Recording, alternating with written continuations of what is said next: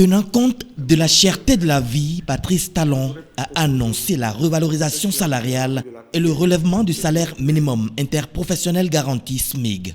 On prépare à cette rencontre les représentants des centrales syndicales, le patronat, face au chef de l'État et les membres de son gouvernement. Qu'est-ce qui doit primer entre résorber le chômage, recruter beaucoup pour satisfaire les besoins de l'administration et les besoins de nos populations à donner plus d'emplois à nos enfants?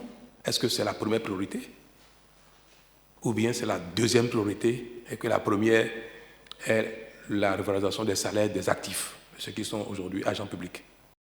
À cette question, l'exécutif a souhaité avoir les avis des partenaires avant l'arbitrage.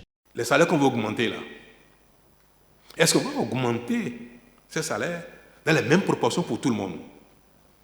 Est-ce que celui qui gagne déjà 1 million doit être augmenté dans les mêmes proportions que celui qui gagne 70 000? Est-ce qu'il ne faut pas augmenter celui qui a 70 000 beaucoup plus? Parce que quand même on sait que souvent, ils vont sur le même marché. Au marché, ils vont acheter le maïs, le pain au même prix. Donc,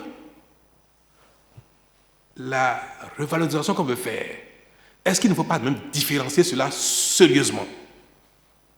Pour que si on doit augmenter les hauts salaires, par exemple de 5%, 10%, ou même de 0% pour les très hauts salaires, très peu, que ça nous permette d'augmenter les bas salaires de beaucoup.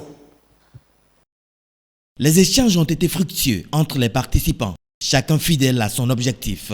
Après retrait et consultation, les syndicats ont émis leurs souhaits. Les employeurs acceptent de faire une augmentation du SMIC à 30%, ce qui nous amènerait à 52 000 francs,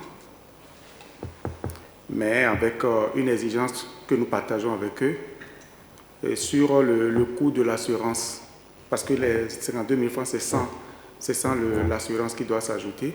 Sur le coût de l'assurance, que le gouvernement accepte de faire une concession, donc de la réduire. Entre autres, 2 niveaux d'augmentation de salaire ont été retenus. L'amélioration du point d'indice pour impacter également les pensionnaires, puis une augmentation différenciée du salaire.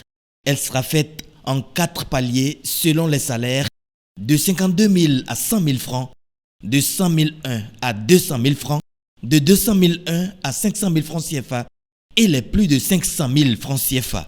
Cette augmentation annoncée en pleine crise est une première et elle témoigne de la volonté manifeste de Patrice Talon de placer son second mandat sous le signe du hautement social. L'impact de ces revalorisations pourrait être ressenti par chaque travailleur dès le mois de novembre 2022, si tout va bien.